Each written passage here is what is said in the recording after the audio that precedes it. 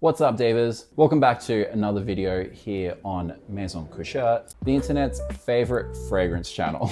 Today, I have something a little bit more chill. Today is the 30th of April, which unfortunately means we're a third of the way through the year, which is terrifying. However, what I thought I would do to make it a little bit less terrifying is let's give a update on my collection. Yeah? Today, I'm gonna go through 4 different things. First thing, we're gonna go through all of my new additions so far this year.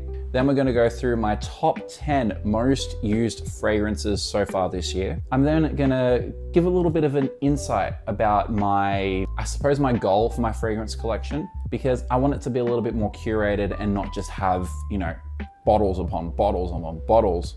So I'm gonna let you in behind my mentality behind it. Hi, Editing Matt here. So I also forgot to mention that I will be going through my current wish list as well in order of preference. So you got that to look forward to as well. All right, cool. Back to the video. And then finally, I'm gonna update my top 10 fragrances in my collection. And there is one that has been snubbed, which if you've been around here for a while, is gonna shock you. All right, so let's get into it. Firstly, with new additions. First of all, we've got 2 fragrances from Le Labo. They are Osmanthus 19 and Temacha 26, the latter of which is looking pretty empty at the moment. We bought these in the store in Kyoto, and we thought, we've got a big collection. It'll take us ages to get through it. This is nearly gone. Next up is the only bottle that I've purchased this year, really. Very, very early on in the year, Tonka Cola from Mancera. And I have been getting a little bit of use out of this. I picked it up for like 85 bucks. So far, definitely been worth it. I do love the opening on this thing. Probably my favorite opening of any fragrance. However, the dry down just isn't the best, and the performance could be better. The next 2 were given to me by a very, very good friend of mine. The first one is this near empty bottle of the Impudent Cousin Matthew from Penhaligon's. I don't know if I need to explain why I got given this. So I'm Matthew. That is my government name. And it is a beautiful neroli scent, which I believe has been discontinued. This is probably like a bit more of a green neroli scent. And it also has a little ducky on top as well, which I really like. The next one was a more recent pickup from the same friend, but it is the maple edition of Beaver from Zoologist. Boom, there's the bottle. I do like their labels, they're really, really nice. The dry down of this is really, really lovely. However, there is a little bit of a challenging vetiver note in the middle, which I do struggle with. However, I do think I have to give this a little bit more of a wear. It's an interesting mix between like a grassy scent and a gourmand. All right, that is it for my latest pickups. Now it's time for the top 10 most used fragrances this year. In the 10th spot with 7 wears, but this is bound to increase because we are coming into the colder months here in Australia. It is Cairo from Penhaligon's. We then have a 3-way tie for the next spot, which we'll call 7 to 9, I suppose. All of these have 8 wears each. We've got Humra by Latafa. We've got Che Rosa 62 from Sol de Janeiro, and number 4, Bois de Balancourt from Maison Louis Marie. This in particular was my heavy driver when we were in Japan. Now, no wonder this next one is nearly finished because I have used it 9 times since I got it in like the end of March. In number 6, it is Temacha 26 from Le Labo. In number 5, it is Bubble Bath from Maison Margiela. Now in number 4, expect this fragrance to be a lot higher when we get to the end of year stats, but it is Grand Soir from Maison Francis Kurkdjian. Already in with 11 wears. And also with 11 wears is Eau Papagüena from Illicir. If you're not familiar, beautiful neroli scent, this one. In the number 2 spot with 12 wears is Tonka Cola from Mancera, and the number 1, which is my go-to, it's my signature scent. I use it for everything, particularly on warmer days. It is Gentle Fluidity Silver from Maison Francis Kurkdjian. And this came in with a grand total of 44 wears so far. Yeah, I kind of have favorites. I do think that'll probably be my most used come the end of the year. Okay, so now it's time to go through my fragrance collection. Now, I personally would like to limit the amount of like actual bottles I have to around about 15 fragrances. I've chosen 15 at the moment, and these could change, but this is what I've got in my ideal 15 fragrance setup right now. I think the reason I want to reduce it down is because I think having all these big bottles everywhere is a little bit overwhelming. And I think it's also just playing into over-consumerism as well. Like realistically, 15 full-size bottles of fragrances is already hitting over-consumerism allegations. And if there's other fragrances I want, I can just get them in a smaller size. I don't need to have the biggest size version of them. But I'm just gonna kind of go by brand for this, to be honest. When it comes to Maison Francis Kurkdjian, I have my main 3 drivers: Grand Soir, Gentle Fluidity, and Baccarat Rouge. I was questioning Baccarat Rouge a little bit.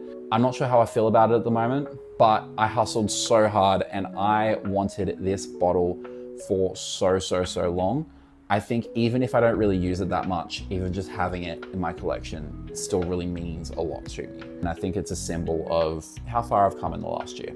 From Penhaligon's, it'll be Cairo. I cannot let this thing out of my collection. It has to be there. It just has to.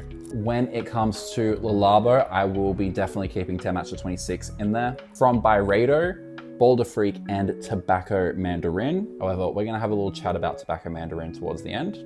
Camera from Lattafa. However, this will also be up for discussion as well. Another one that'll be up for discussion is Bubble Bath from Maison Margiela. 2 that aren't really up for discussion at the moment are Tonka Cola and Papaguena. And the last one that probably is up for discussion is Dior Sauvage. Now you're probably wondering, hey Matt, why did you put together a 15 fragrance collection and then have 4 of them up for question? That is a great question, and I will answer it right now. So there are 4 fragrances that I have up for discussion in this collection, all for different reasons. I'll start with Dior Sauvage. As you can see, nearly finished. And this is the Eau de Toilette version, and it is pretty old. I've had this since about 2020 or 2021. To be fair, holds up. However, I do want to replace it with a better version of it. So I'm not sure if that will be the Eau de Parfum or the Elixir.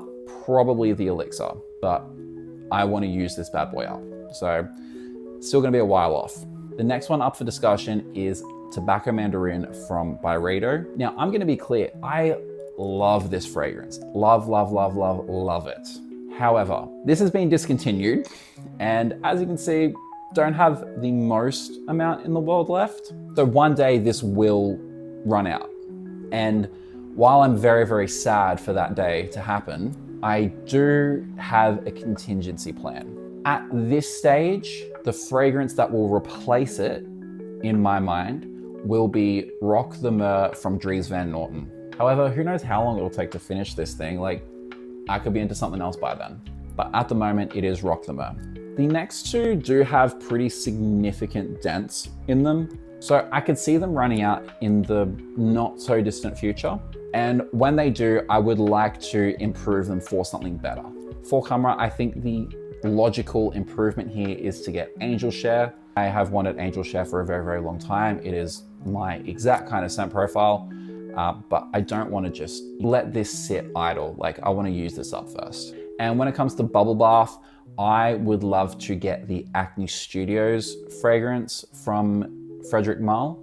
Shout out to Acne Studios, by the way. I will tag you, so I hope you're watching this. This is also one that Isabel really loves as well. So I think it would be a great addition to both of our collections, but it is also prohibitively expensive. So I think Bubble Bath is gonna do just fine for now. So that leaves 3 positions that are yet to be filled. Now, one of them kind of is filled, but not by much.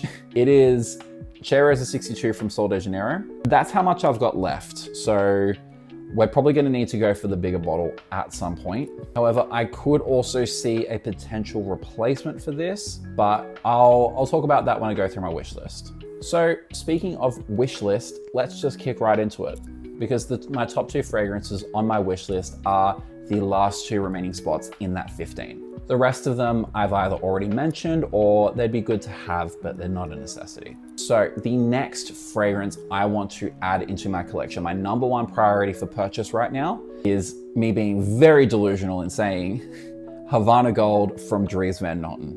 I tried this thing.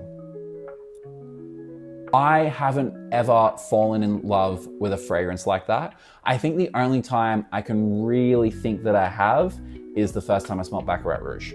Maybe Grand Soir, maybe. If I were to buy Havana Gold tomorrow, it would go very close to being my favorite fragrance in my collection. It is that good. I love it, and it needs to be in my collection. The second, which is next on the list to add in there, is 34 Boulevard Saint-Germain from Diptyque. It is a perfect autumn fragrance, which I do feel like I'm lacking a little bit at the moment in my collection. I feel like I've just kind of jumped straight into winter fragrances. So a nice autumn fragrance, just in that little, in-between section would be pretty nice to have. And of course, it is beautiful as well. However, I do think that might actually end up getting added to my collection before Havana Gold, purely just because it's more affordable. Like, I can pick up a bottle of that on a Facebook group for like 150 bucks. Whereas Dreams Van Noten, I'd be lucky to get it for 450. I'd be looking at retail of like 580 if I was to get it from Mecca. Number 3 on my list is Angel Share. Number 4 is the Acne Studios fragrance. Number 5 is Rock the Mer. So these are ones that we've already discussed here. Number 6 as well, already been discussed, is Dior Sauvage, probably the Elixir. Number 7, I have included it on this list because this is one I could see breaking into that 15 and I could take something out from it, but it is Aqua Vitae Cologne Fort from Maison Francis Kurkdjian. What can I say? I'm an MFK girly. Come on. The others that I could have in there, they might even just be in like travel sizes, or they could potentially break the top 15. I've got 2 more from Dries Van Noten, Sway Malacay and Santal Greenery. I have this one from complete left field, which is Divine Temptation from Reine de Saba, which is one that me and Isabel tried when we were in Kyoto.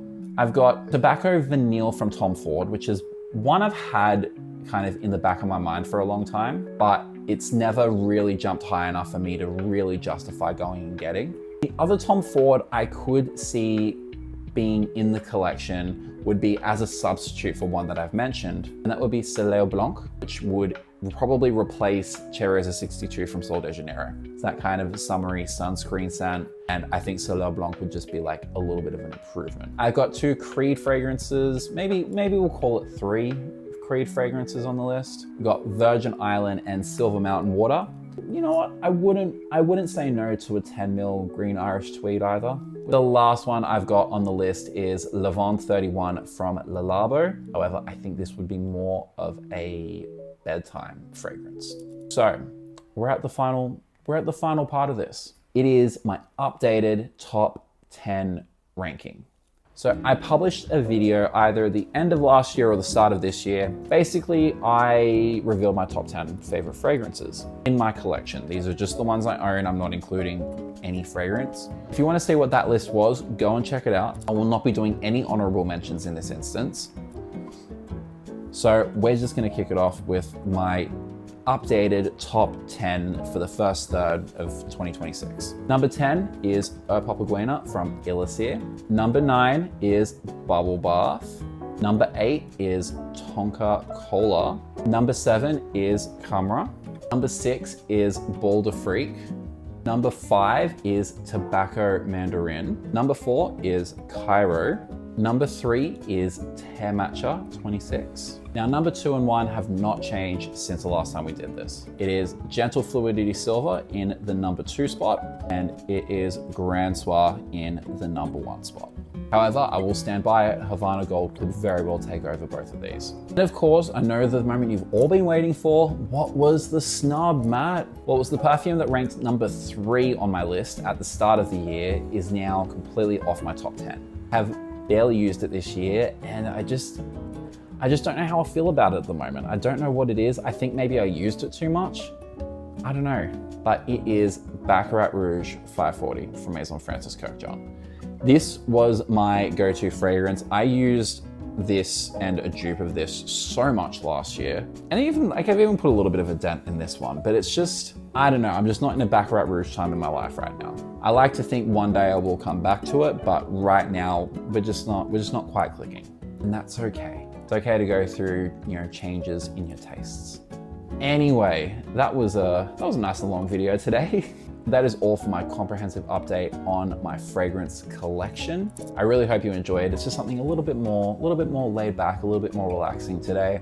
If you enjoyed the video, please consider subscribing or following, depending on where you're watching this. I do want to say thank you so much for watching today. I really do appreciate it. I hope you have a great week, and as always, I will see you guys next time.